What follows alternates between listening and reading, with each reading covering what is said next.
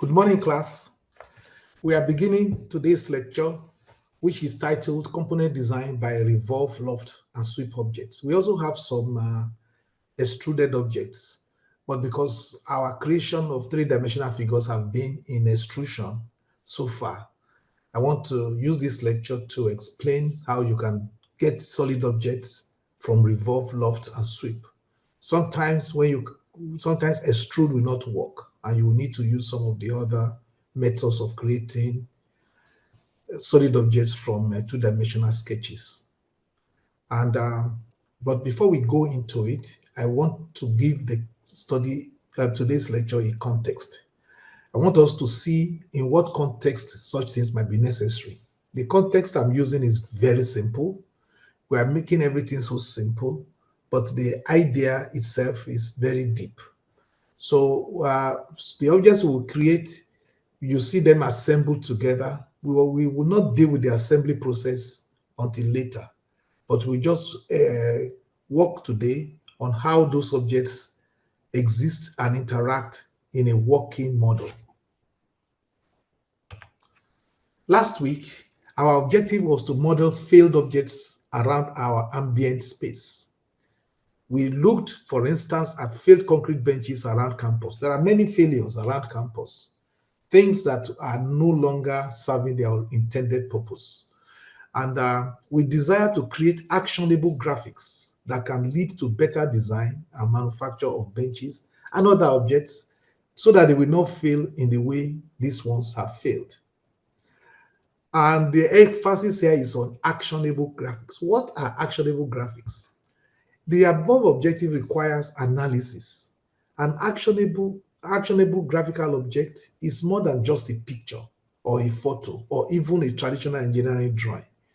When we are talking of 3D solid modeling, what we are going to get at the end of the day is not just a picture or a photo or even a traditional engineering drawing. What we get will create room for animation. We can do animation with it. We can do analysis with it. And we can do simulation for us to do scenario study. What do we mean by animation, analysis, and simulation? For instance, if it is a circuit you are doing, you can test the efficiency of that circuit and whether that circuit will work. You can measure the current, voltage, and everything from your drawing. Similarly, if it is a member that's going to stand, you can measure the stresses and you can check the displacements and see whether that structure, given a particular loading, will fail or not. When you do those things, when it comes to animation, you can test the displacements and motions relative from one object to between objects. You can do all these scenarios all on your drawing before you even manufacture anything. That is the modern way to do all these things. I sent you a video of how planes are manufactured, and you'll see that all these things are at play in such things. So, the purpose of today's class, in today's class, we intend to create components that can be assembled into useful objects. It's important to have a clear understanding of the kind of objects we are aiming at. That makes it easy for us to concentrate and find the exercise worthwhile and rewarding. It's often more like a punishment when you are doing something in class merely to pass exams and having no clear practical objective in view. We want to change that, the way we deliver this lecture and the way you work today. We therefore try to provide a context here. We try to provide a context. The slides here have been fully edited. The slides have been edited, and the video, so they have fully edited specific videos to give beginners the hand-holding they need to fully get up and running with the skill acquisition needed for this course. Let me expatiate on that further. This course is not for people who already know how to draw with computer. This is for somebody who knows absolutely nothing. You don't need to know anything to start with this course. And all you need to be is to be an engineering student. The things we are assuming is that you know basic mathematics, basic things that an engineering that will be a prerequisite to enter any engineering program anywhere in the world. So once you have that, just come as you are. This particular course, we put detailed videos for virtually every step we take, so that even if you do not follow during the class, you can take it home That's why I sent you the slides to be downloaded. If you cannot get it from the Zoom video that you download on the website, you can get it from your slide videos, because the short videos are now placed within the context. The main theme simply provides the context to demonstrate simple ideas of creating two-dimensional objects from two-dimensional sketches. This should help you in your first assignment and in your course project. It should also be the starting point for your own exploration. I'm not expecting you to take my videos, practice them, and go and sleep. I'm hoping that it will ginger you and provoke you to exploration, to know that. And what I expect to see at the end of the term is you people doing things beyond my own expectations, because you have done your exploration. After my own is to give you the spark and to move. If this spark fails to ignite you into further action, then it's a failure. It is not just, so I'm not expecting you to just merely copy what I have done. I want you to copy it. I want you to practice it. I want you to know it, but I want you to go beyond it. So you start with the video and go developing your own skills. You will get access to my developed drawings. I can give you more things after you have submitted your homework, because I don't want to just simply copy what I have done and give it back to me. Design context.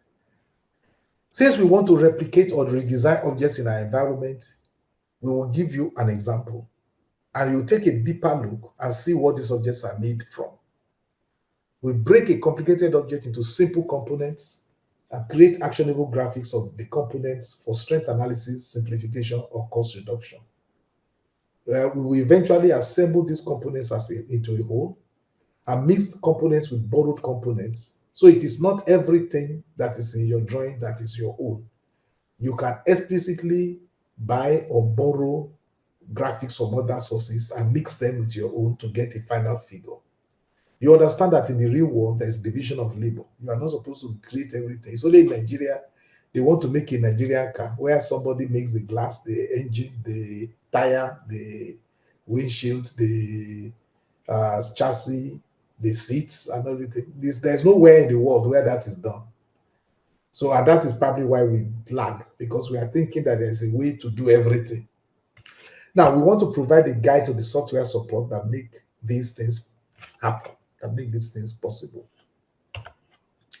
Now, let us take a look at this simple cabinet.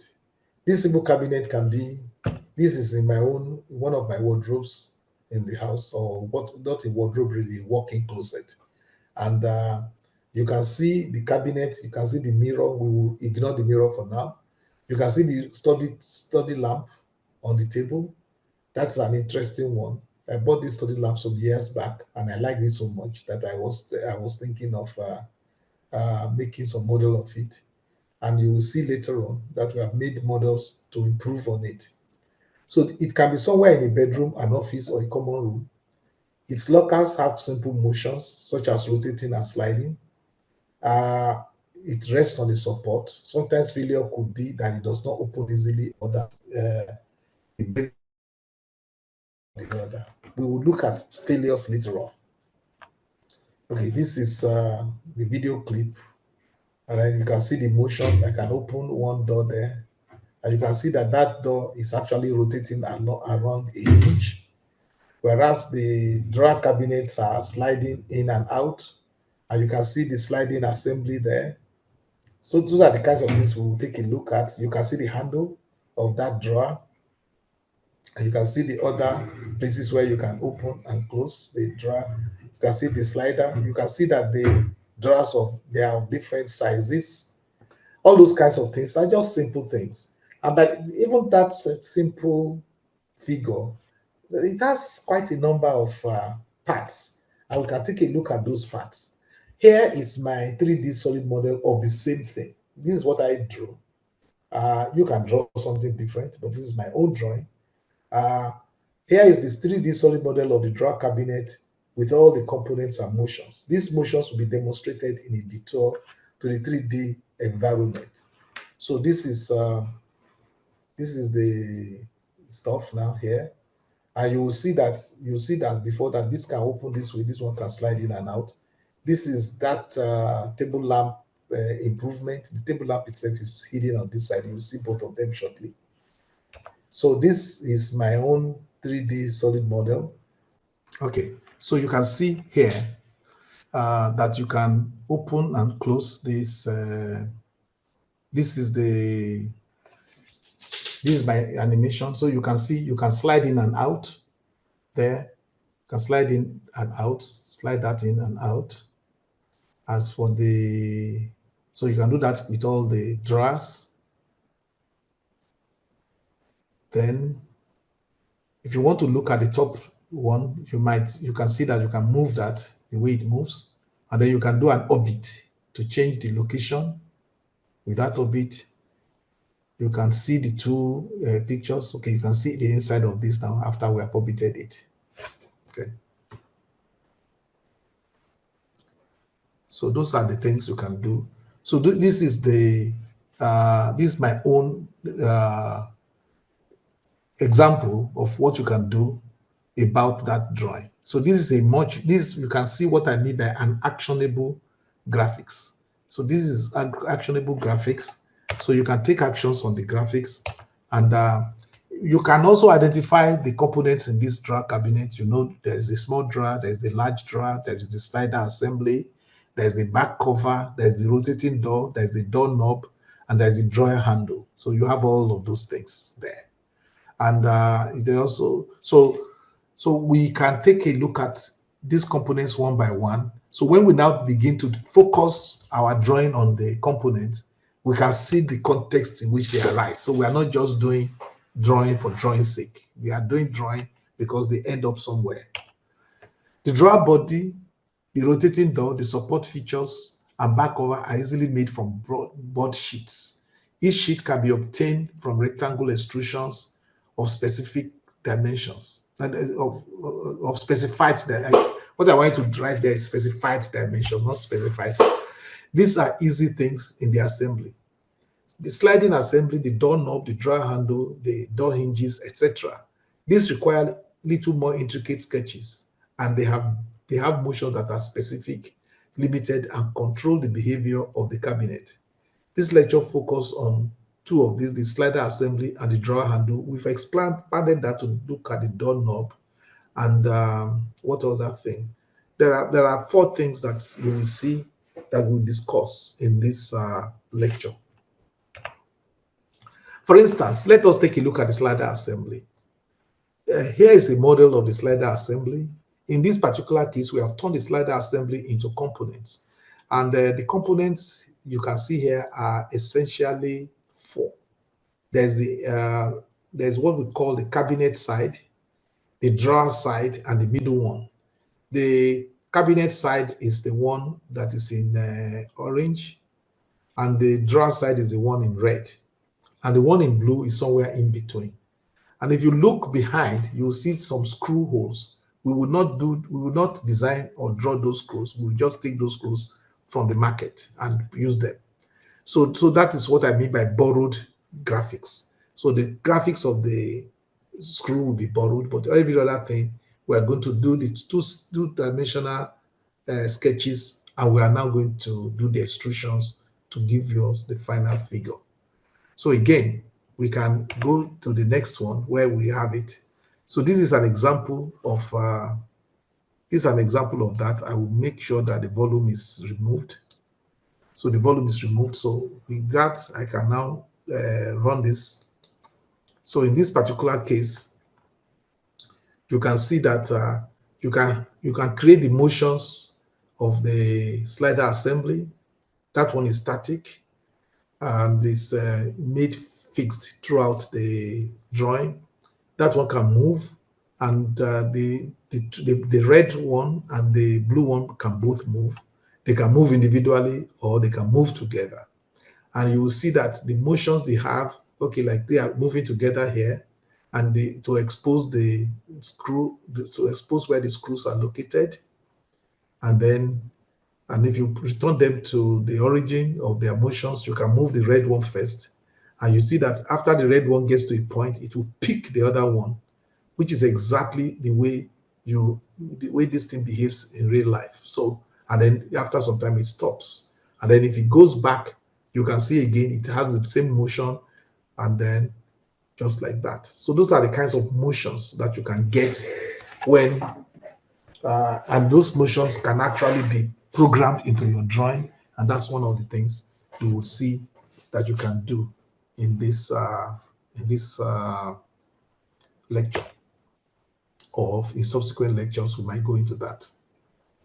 Okay, so with that, we can move on to the cross section. The cross section sketch is what you have here. The half sketch of the three body components constitute the slider members. The half sketch is shown here. The inner part, the half sketch of it is this part here. And then the middle part, the half sketch of it is this part here. But with this protrusion out of it that will enter the other one, the outer one, which is the cabinet side here. So this is how they look like. And we are doing only half of it because of symmetry. Because once you've done the half, the rest of it can be obtained by symmetry. If you take a cut through, this is what we are trying to simulate. The only difference between this drawing and the other drawing we are showing you is that we have rounded up all the edges here. I will show you how that is done into this lecture. So after you have drawn something with sharp edges, you can round them up. There's an engineering name for that. It's called filleting. We're going to do some filleting in today. You can see this screw. We didn't do this screw. We just took this screw. That is what we mean by borrowed object. And what you see on top here is not the top of the screw, but our logo. So we can also do logo and raise. We can do raised or depressed logo, whichever one we like. And you will see that in that logo you saw is s2pafrica.org. That's what was on top there. And so that is so the screw, and so we can call that a trademark, which is a logo. The difference between the simple sketch we showed are the fillets, which will be demonstrated, the screws, which is imported, and the trademark text, which we can see here. So if we have a lengthy, an 18-minute set of slides here, an 18-minute video rather here, to show how to create the main sketch. I will again try to remove the volume so that I can instead talk to it. Don't forget you have this video already on your slides. You can watch that on your own. And I'm sure the volume will work for you when you are alone in your own home, when you can raise the volume that is there on your computer. I think it will work. If it doesn't still work, let me know so that for next time, I can make a better volume for it. But so let us start this one. So I'm assuming that in this particular case, you are starting from scratch. So when you start from scratch, you first of all launch Fusion 360. So when you launch Fusion 360, you have something that looks like this. Yeah, depending on your version, it may look exactly like this or something similar. Then you have the logo display Autodesk Fusion. And after that, you wait a little bit. And it takes a little bit of time, like between 2 to 3 or 4 minutes, depending on the speed of your computer. And so when you have the page display, you can save, or you can do the saving later. You can create a new design, take that warning off, create a new design, and then in your new design, you begin by creating a sketch. So from that drop menu, you look for create a sketch. So when you create a sketch, you are presented with the three directions, the three planar directions, the XY plane, the YZ plane, and the ZX plane. So those are the three that you use. You can choose any of them. to do your sketching. You might think it's only those three you can use. You later find out that there are many other planes you can use. But for now, let us just choose the YZ plane. We are using the YZ plane to create the cross-section, the cross-sectional sketch. So we're creating that sketch there. And we begin the sketch by using the panning. We pan that into a particular convenient position, and we magnify the the plane a little bit. With that magnification, we can now begin to do our sketching. So you can see the origin there, and then the y-axis, and so the z-axis and the x-axis. The vertical axis there is the z-axis. So we take a line element somewhere below, we take a line object and draw a line. That line will eventually be horizontal, but we just draw it anyhow initially. And then the next line there will be close to vertical. We draw that.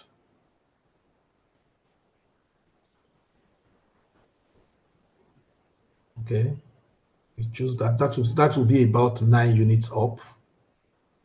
And then we move about 6 units to the right. And then we go, after that, we go down about 7 units. I keep saying about because eventually we're going to have exact dimensions shortly. So we go down about 7 units, and then you finish the drawing. It's not closed, but it is finished on the vertical axis. So on the vertical axis, you finish with it, okay? Once you finish it on the vertical axis, you will then accept the drawing. Accept the drawing by choosing the mark there. And then the first thing you do is that you go and pick your constraining tool.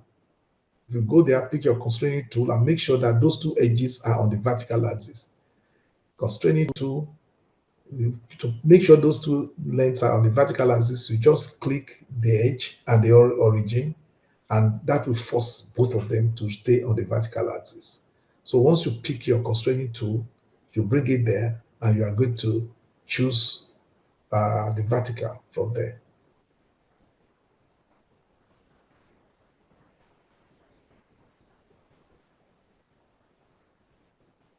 So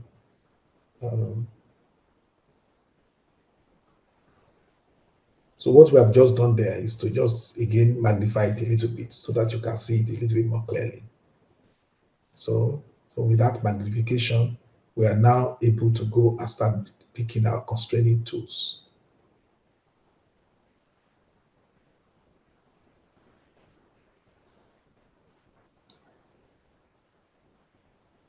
So the constraining tool, you choose the origin, which is a fixed known point. So when you choose that point and you choose the other point, so the two are now on the vertical. And then you pick that one with the origin. So those 2 points now are finally on the vertical. There is no guesswork there. That one will be on the horizontal, okay? And now you get a complaint when you try to put that on the vertical, because already at 90 degrees, so it complains that you are over constraining. So there's no need. Okay, that's also horizontal. So like all the 1, 2, 3, 4, 5 lines we've drawn now are either horizontal or vertical. So that means that we have completed that drawing, except that we have not given it dimensions. To give it dimensions, we will go and pick the dimensioning tool. Once we pick the dimensioning tool, we can now begin to specify the distances and the lengths. So we pick that is the dimensioning tool there. So from that origin to the lower line, we want a distance of 6.25. So we are going to give it 6.25 units there. And then we can type to 6.25. 6.25. So that is that length. So that length is now exact. And then the second one, that length there is going to be 9 units. That the length of that line will be 9 units. We pick it with the dimensioning tool and we put 9. That other one is going to be 6 units. With the dimensioning tool, we pick 6, we type 6 units there. And then the one going down, the one going down is 7 units, you can see. And you can see that as we put that 7 units, every line there is now in black. When it is in black, it shows that those lines are immutable. And then, so once they're in black, everything is immutable. You can no longer constrain, is that they are now fully constrained. So we have ended that cabinet side, the sketch. So what do we have to do next? We're going to do the draw side. Again, we're going to draw the lines. That's the first line. Again, we do not care whether it is horizontal or vertical, just as long as it is close to what we want, we are okay. And then we come down about 2.5 units. We go left about 3 units. And we come down again, another 2.5 units. After that, we are going to end on the vertical, around the vertical axis. That's all. So again, we now go and pick our constraining object. Go to pick our constraining object. And when we pick the constraint object, okay, again, we start with the edges. So make sure they are vertical. Make sure they are vertical. To make sure something is vertical, you pick the origin and pick that point, and then you click the horizontal vertical. And then anything that is close to horizontal will remain horizontal. Anything that is close to vertical, because that is the work of that constraining object. So after doing all the constraints that we need, the next thing to do is to give it the dimensions. And if we're happy with the constraining object, next thing is to pick the dimension. So the dimension, that one is, that length is 7 units. And the vertical distance is 2.5. So you put 2.5 there. And then the other one is also 2.5.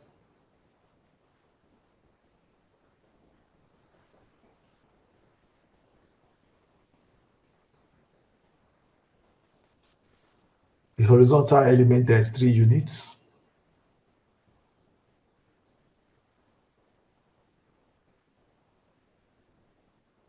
So 3 units. And then everything is, okay, there's a length there that you need to put to finally put everything in black. So once you put that length, 0.75, everything is now known and the diagram is fully constrained.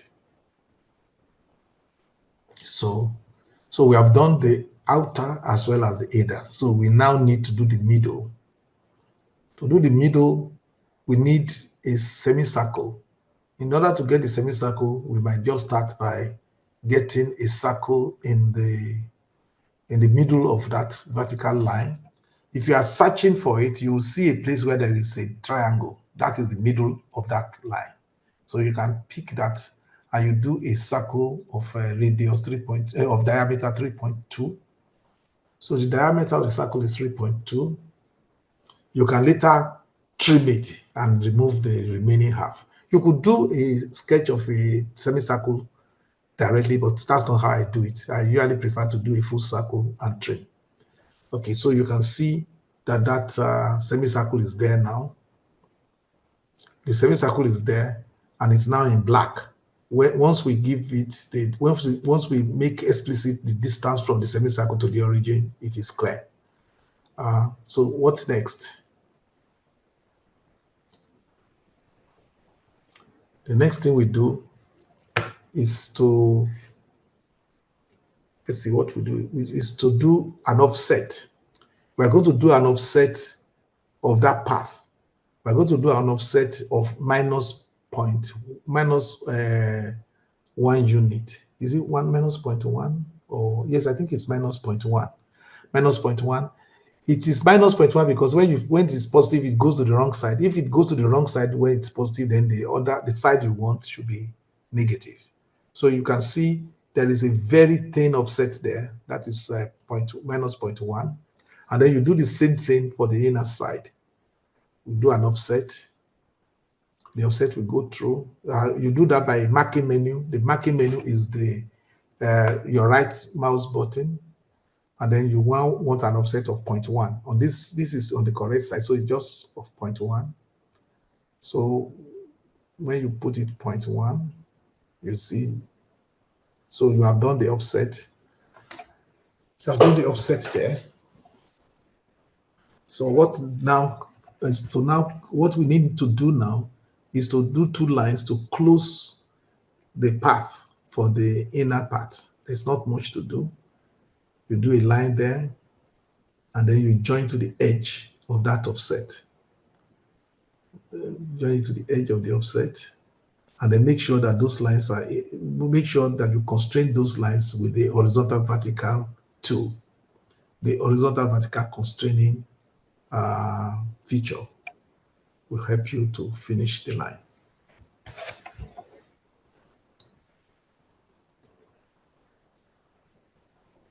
So you pick the constraint. Okay, once you pick that constraint, you click on it, you get the vertical there, and you get the horizontal there. And you can see that once you do that, one is vertical, the other one is horizontal. And in order for you to make sure that that turns black, you add a specified distance, because the distance wasn't specified. That was why it was blue, but it's now black. So the only thing remaining now is to remove some unwanted lines.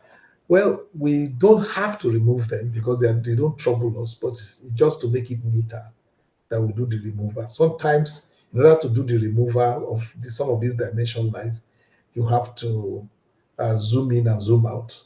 Zooming in and zooming out may be necessary to move the dimensioning coordinates to a more convenient location.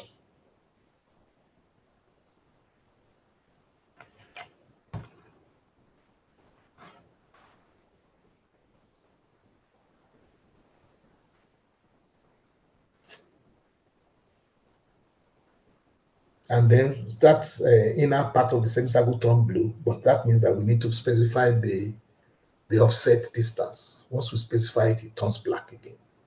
You need to turn something black to make sure that it's immutable, and something you won't, when it is not blue, and so when it is not black and it is blue, you may take an action and the thing can change size. But when it is black, you will not mistakenly change the size. So that's the thing. So we are moving the dimensioning lines there so as to not complicate our drawing. Moving them, okay, moving them.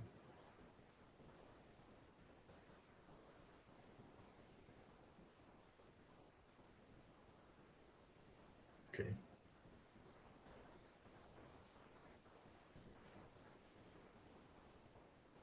So the moving is just to use a mouse press down to move them. That's all you do, and they'll be moved.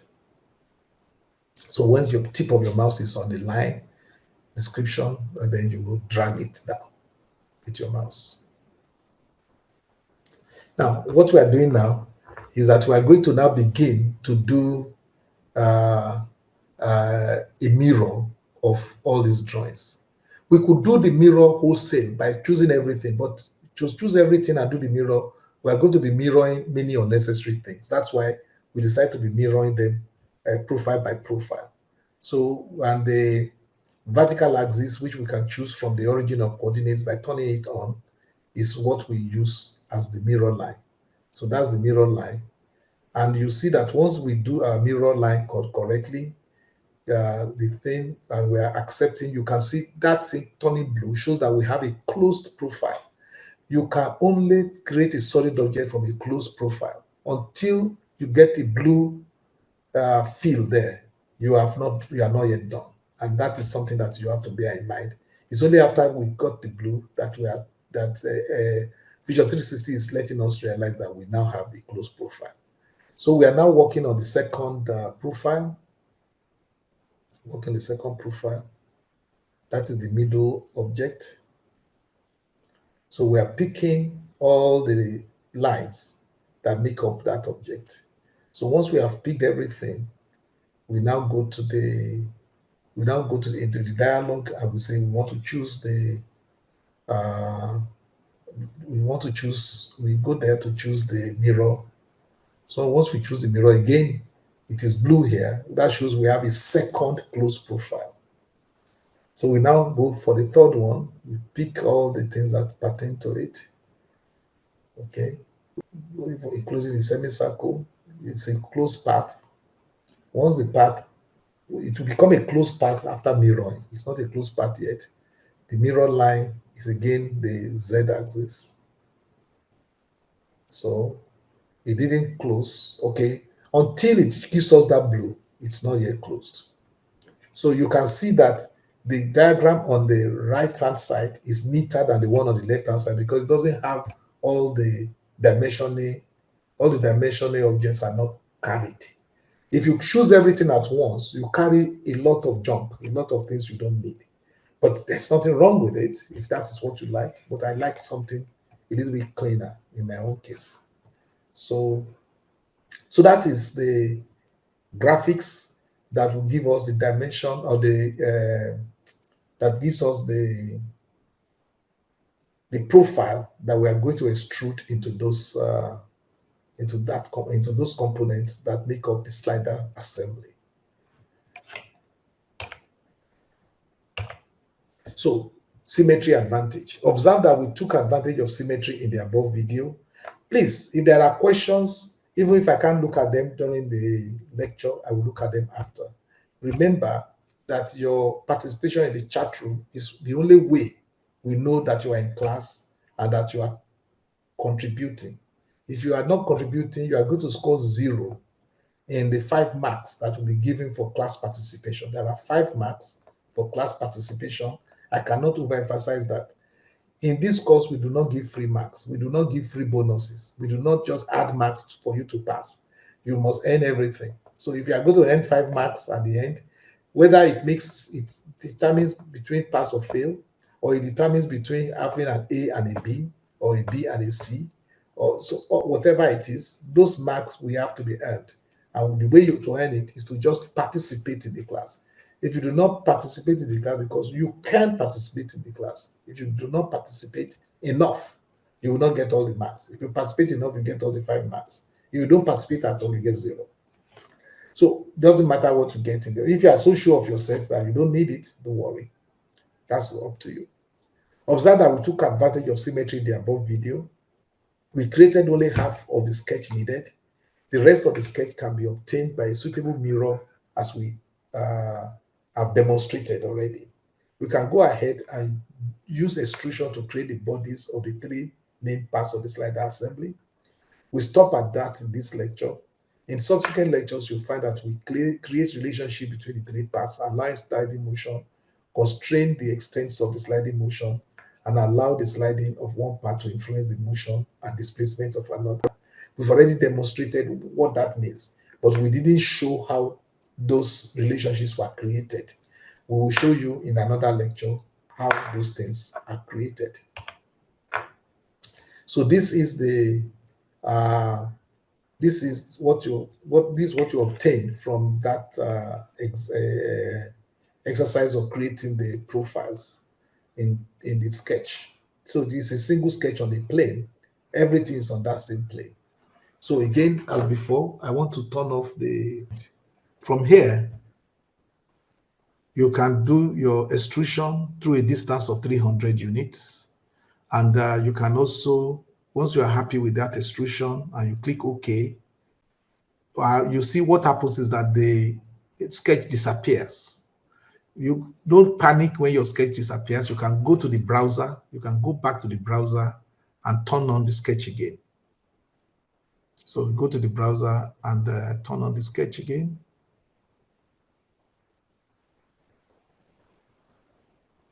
So you can see the sketch again. So you can take another profile now. You can take another profile. So you can create extrude. And to choose another profile. Here you are choosing the middle profile, which is the cap side profile. And then you are doing the same length of 300.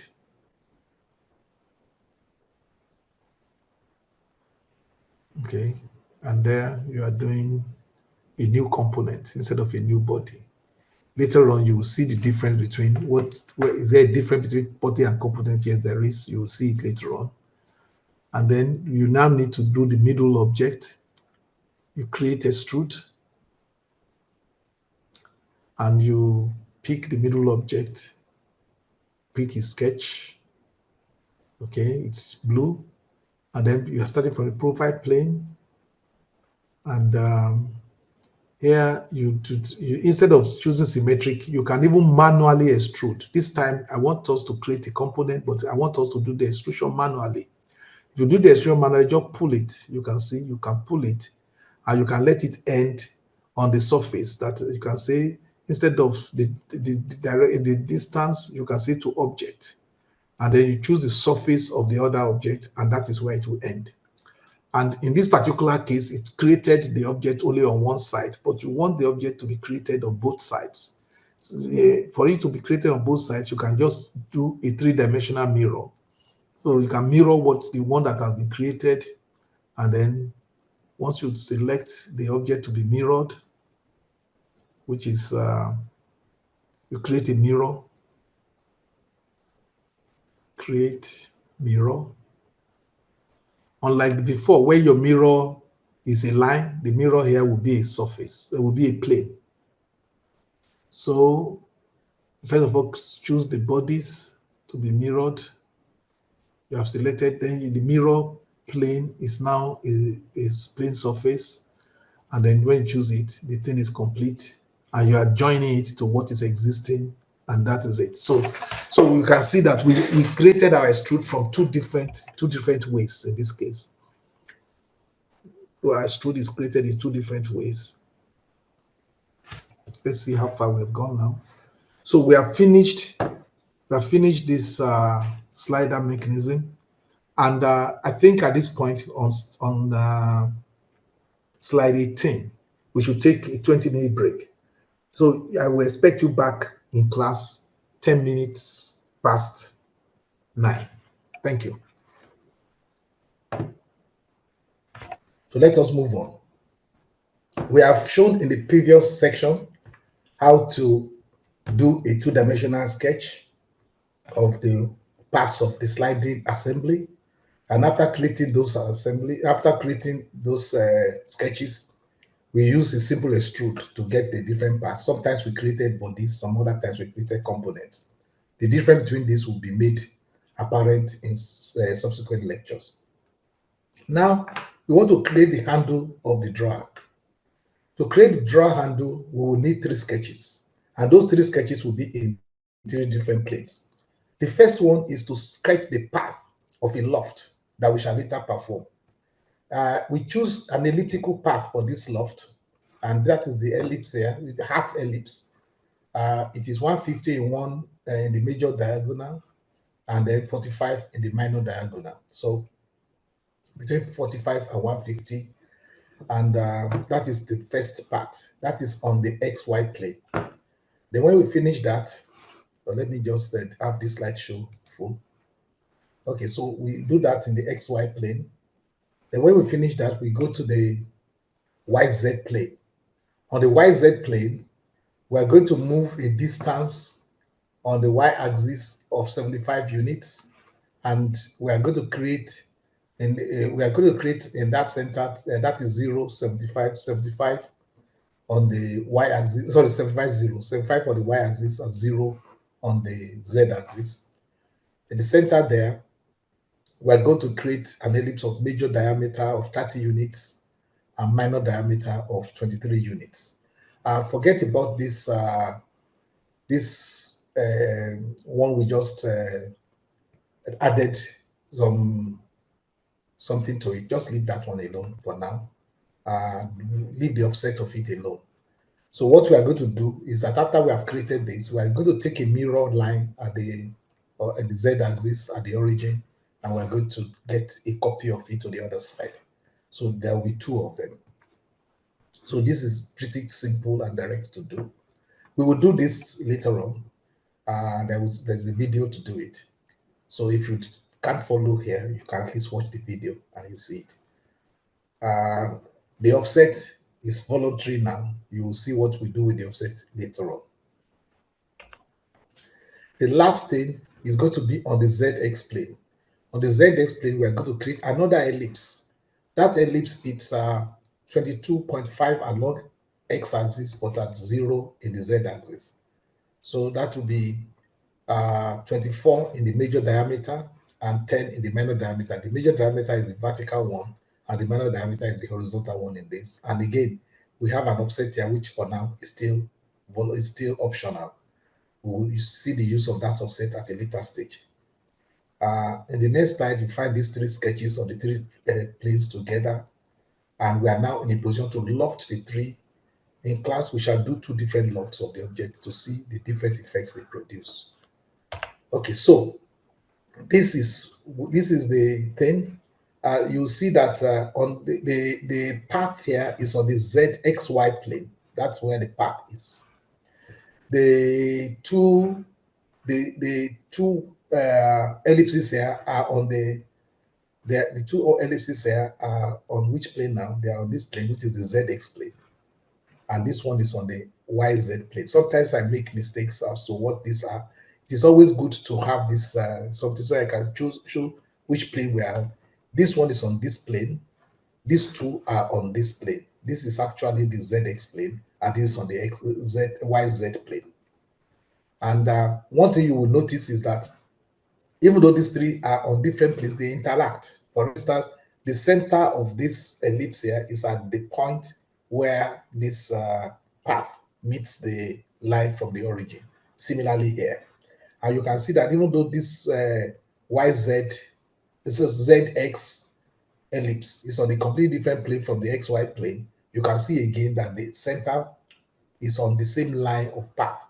We need that for this to be possible, for it to be possible to do a loft. What a loft is, a loft, we take this profile and this profile, and we calculate all the middle profiles and create a solid that will join the two together. There are certain options that you can choose. You can choose the option that the profiles are always perpendicular or the profiles are always parallel. So you can choose which options you like. And the options you choose will determine how the solid objects you create will look like. And like I said, there is a video, I think it's a five minutes video or less, that does this fully. Before we do that, you could also do, here I'm showing after I've created the solid object. You can also take a look at what is inside. The reason, you can now see the reason for the offset. In the offset, you can see that I created a solid and I put a hollow inside it. Now, how do you create this hollow? You create a hollow with the same instructions that you create the solid. The only thing is that when you create the hollow, you tell it that it is a cut you want to create. That is, instead of a solid, it's a cut or a negative solid you want to create, and to create this.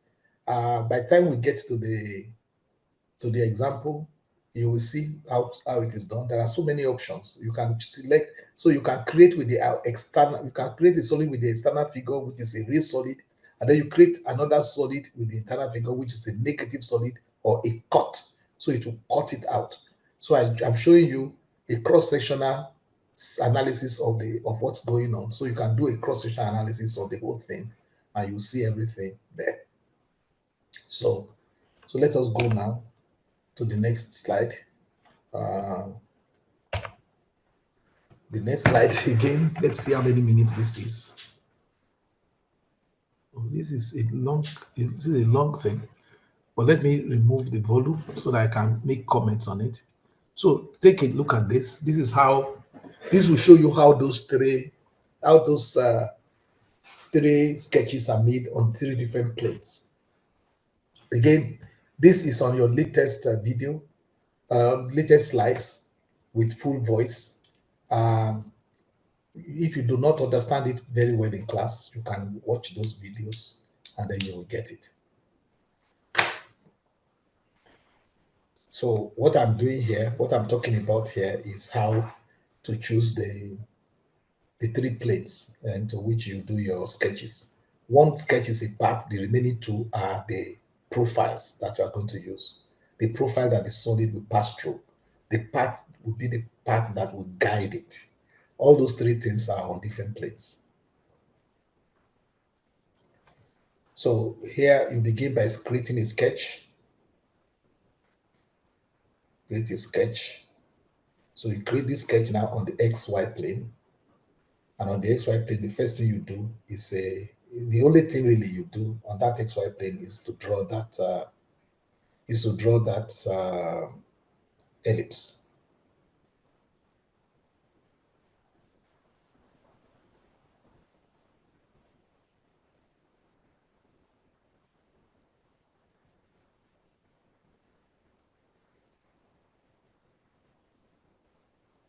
You take the ellipse 150 in one direction and then 45 in the other direction.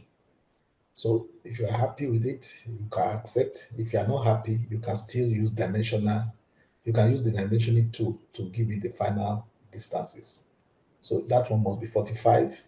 So if it is not 45, you make it 45. Okay. And then the other one must be 150. If it is not 150, you give it the dimension of 150 and you get 150. So it's near it. So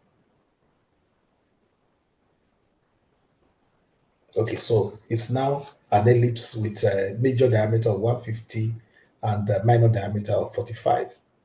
And then you can now do some clipping.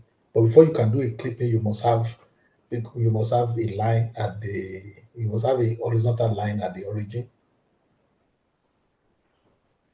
So if you have a horizontal line at the origin, the next thing you do is that you go and choose your constraining tool. It still doesn't work, so you do the collinearity.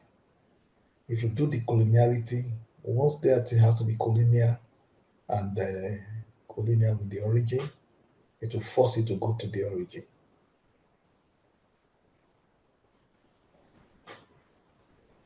Okay, so that is forced to go to the origin. So you are now in a position to do your trimming, which is the only thing you do apart from creating the.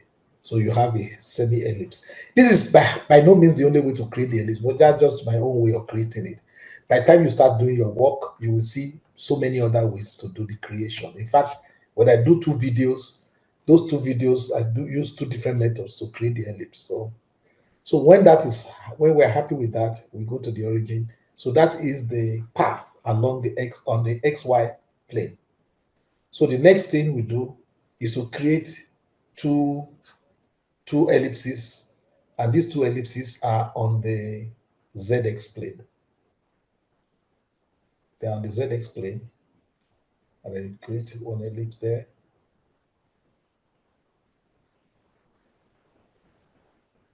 It's not an ellipse, not a circle. And then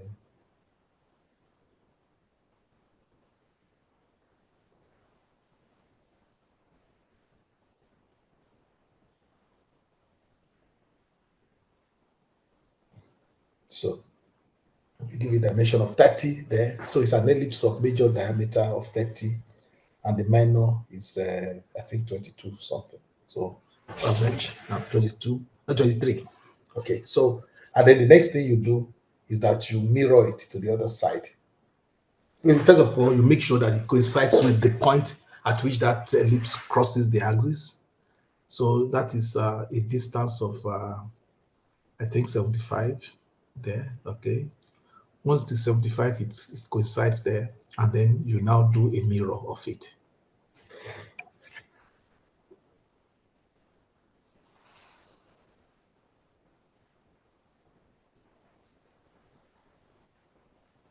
Mirror, that's the object selected, and then you select the vertical mirror line.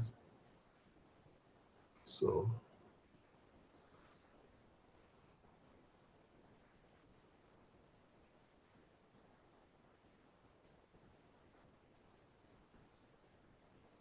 okay, that's not working. Just select that plane. So you can see it is mirrored now.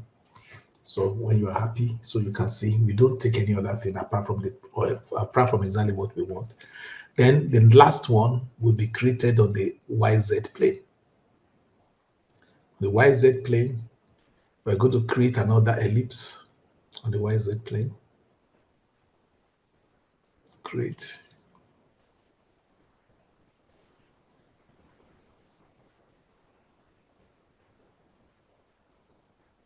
ellipse.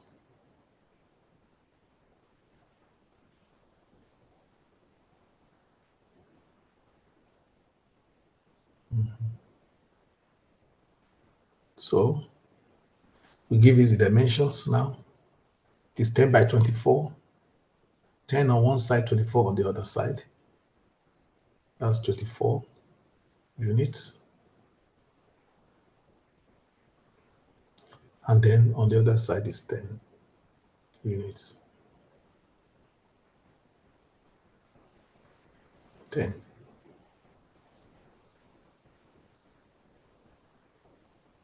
Okay. When you're happy with that, you select the distance from the origin, which is 22.5. That is what makes the center coincide with the path of the ellipse that has been done. And you will see this when we show all the three figures in the final figure. So finish sketch, and then you can see now, you can see the three, 1, 2, 3 objects, and then you can see the path that will follow. You are now in a position to create a loft.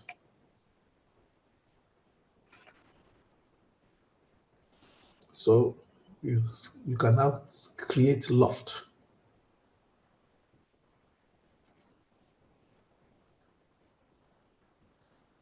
Create loft.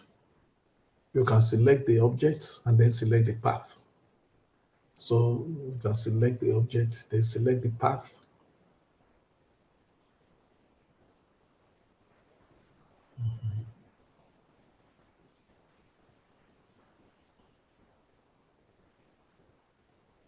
Okay, so select the object, select the path.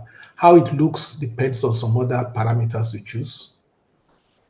So if you're happy with it, and you can now just orbit it around and see. This is one way the handle could look like.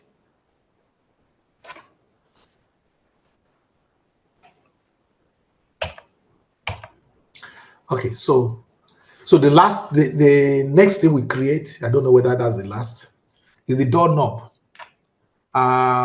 These are the instructions to create it. We will actually create it in another video, but let us just move on.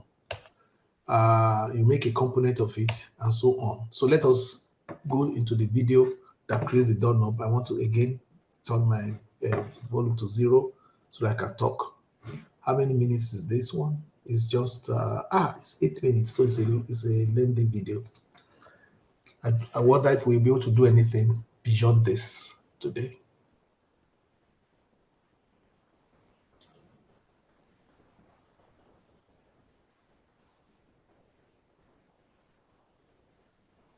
This one has only one sketch, and the sketch is pretty simple. So you do 2 lines, one vertical, one horizontal.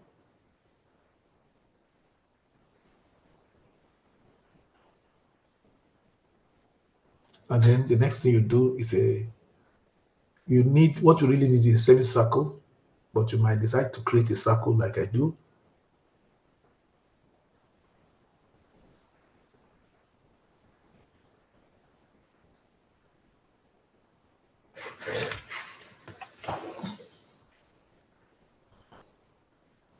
So zoom out and pan, and then pick the circle, create an object, and create a circle around 15 there of a diameter 20.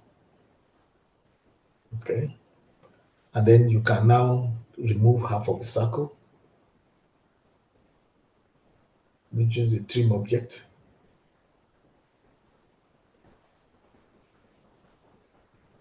Then you can create 2 horizontal lines. If they are not 2 horizontal, don't worry. You can use the constraining points, constraining tool to make it horizontal. Just go now and choose a constraint, make it horizontal, make that other one horizontal. and then you can decide where to place them. That one is about 4 units up. The other one is 10 units up. Okay, so what next is to do some offsetting. Do an offset there. We do an offset of 1 unit.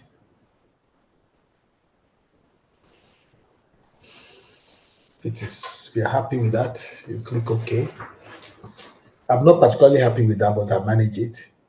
But you understand that when you listen to the voice in the video. So I try to cut using the trim tool, cut.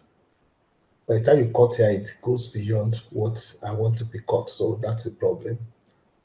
I undo that. Control Z is what you use to undo. So, so that has been undone. Trim the second to the last trim and leave that one there. So, but you can see that this side is not showing blue. This is not showing blue. So this is not a close profile that will give us problem. So we have to allow this line to extend. So we're going to click, we're going to do an extend for this line. So it will extend to the next stop. So that is extend. You use the extend tool and click the line to extend. It knows where to stop because it will see when it sees another line, it knows that that's where you want it to stop. So it extends there. You can see that immediately this place is now blue.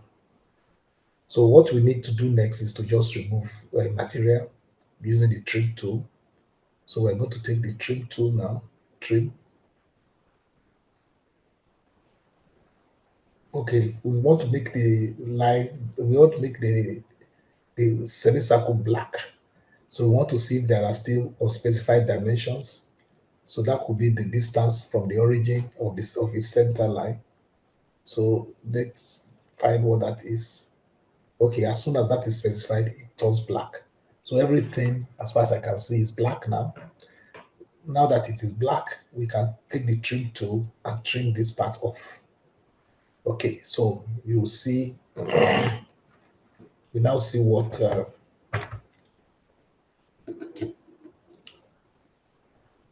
that's okay. And then we are now in a position to see what profile we have made.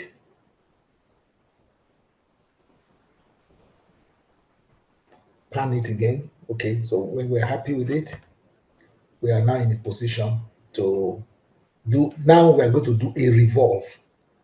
Revolve, choose the profiles to revolve. Those are the profiles to revolve.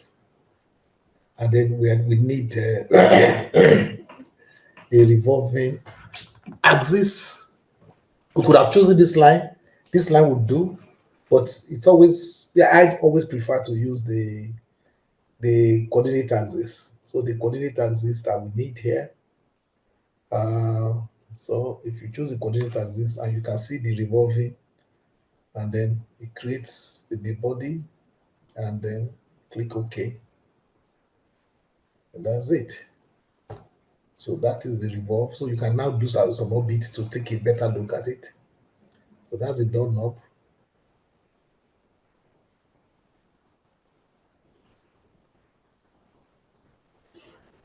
What we are going to do last is we are going to put some filleting on it.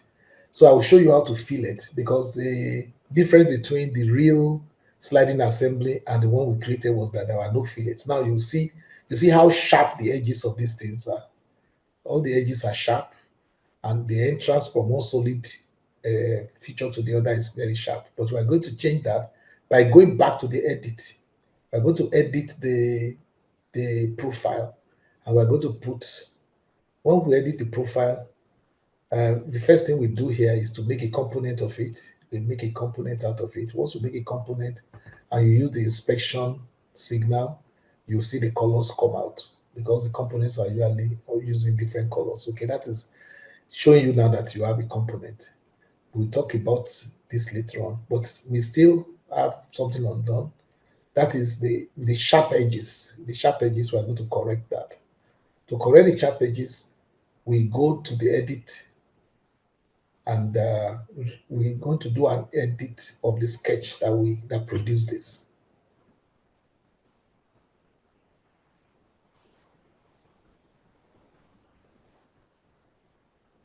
To edit sketch. Okay, now we're going to do filleting. So create, so that's modify, make a fillet there.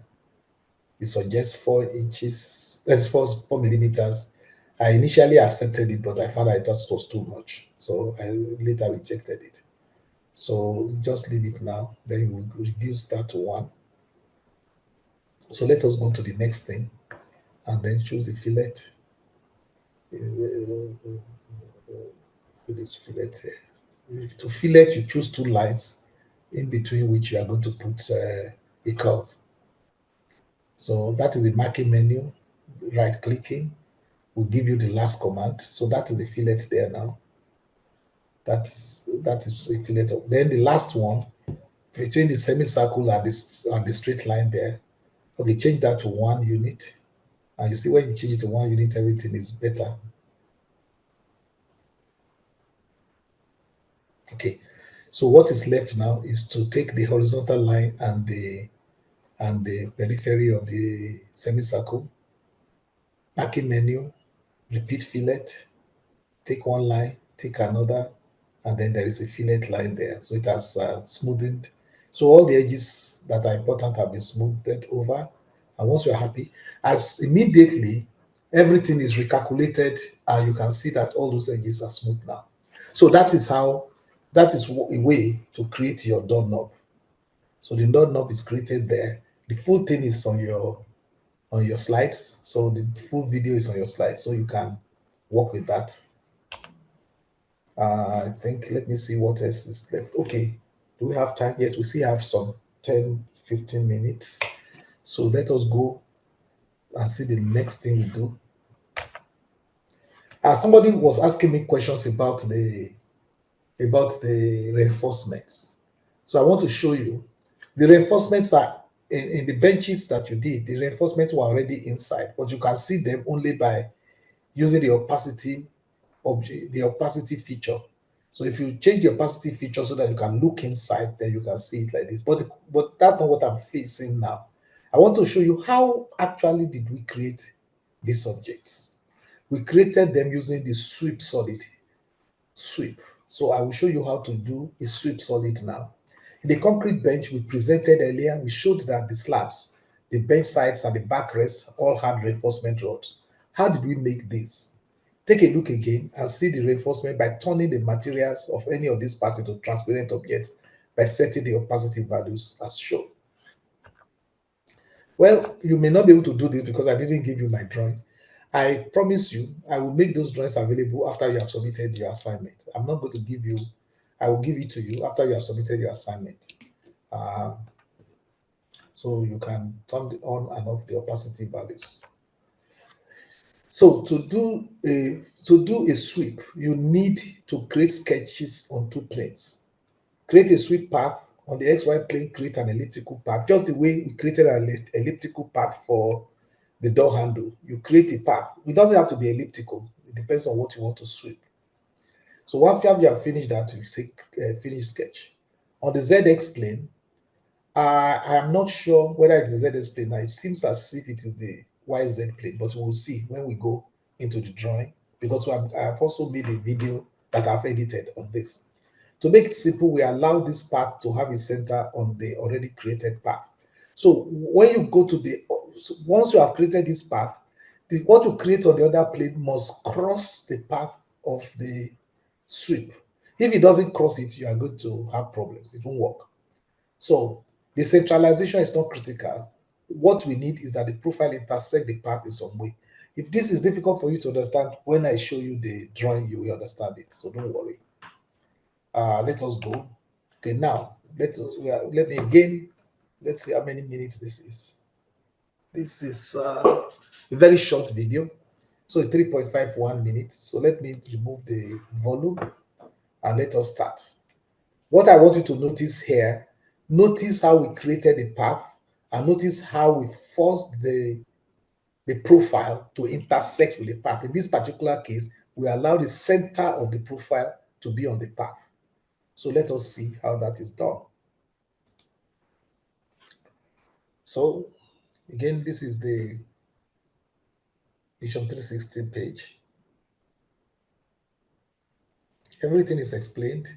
You can use the volume when you get it to hear it directly when I was creating it.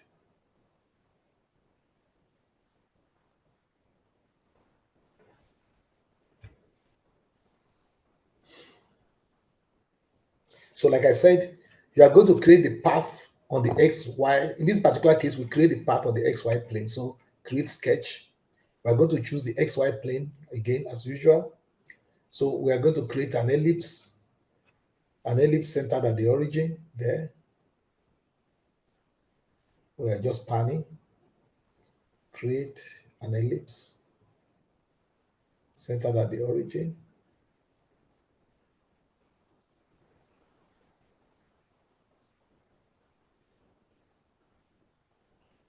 So we're going to give the dimensions to the ellipse by the dimensioning tool. Dimension there. Okay, well, you're taking the half dimension now to be, I think, 22.5. Is that what I use there? Oh, it's 6. Sorry, 6 units. 6 units. And then the other dimension, okay, maybe not really important, but we'll see to that later on. So that is all you have there, a full ellipse this time, not half ellipse. So we are going to create another sketch. This sketch now is on the YZ axis. That is the YZ plane. For the YZ plane, so we're going to choose, create an ellipse there. Oh, sorry, a circle. In this case, I think we are just choosing a circle of diameter 1.5. We want the center to be at the origin, at the axis there. Yes, so we made that horizontal. And then we choose the distance there to be 6 units. So with this being 6 units, you can see that because we make both of them 6 units, that's why even though the ellipse and the circle are on different planes, that is what you need. What we are saying is that even though the circle center coincides with the path, it doesn't have to coincide with the path, it just have to intersect the path. So we can now create a sweep. To create a sweep, we choose the object to sweep. Once that object is selected, we select the path of sweep. That's the path of sweep. We haven't selected the object yet. We go back again to select the object of sweep. Select object. So once the object is selected, you can see it sweeps, that small object sweeps through the path that we have created. That is how you create the reinforcements. So you can create the sweep in one go, or you can manually move it. So you can create a partial sweep. It may not sweep the entire thing. So it depends on what you want. So if you're happy with it, that's it. That's a sweep. So you can see how easy it is to create a sweep. If you do the right things correctly, you see that the sweep can be done. Okay, so that is it. So you can also, it's the same sweep that I used to create this lamp. This is a table lamp. This is actually the table lamp you saw at the beginning. This is a real object, but to create the 3D solid model of it, you use this sweep. I think we basically got to the end of it. But before we stop, I just want to remind you again that when we started, we had a table lamp. Can you see this lamp? Can you see this lamp here? This lamp here, that is the one we just used sweep to create. Okay, so I'm going to spend 2 minutes on the chat room. And before I go there, remember that everything we have done today, every practical thing a video was created. I think there might be at least 8 videos. Let me even count. There are at least 8 videos in this into this lecture, and they are short videos, except one that is 18 minutes long. All these other videos are 8 minutes or less. So I want to see whether this helps you a little bit better than the way I was teaching before. If it does, then I would use this method. And you can see this is the knob we are creating there. And you saw the slide assembly. You see the handle that we have created. So you can see how closely we have modeled all these things. So I will go to the chat room and I spend some time with you there to see what questions you have for me. I'll go and look at the chat room and the questions.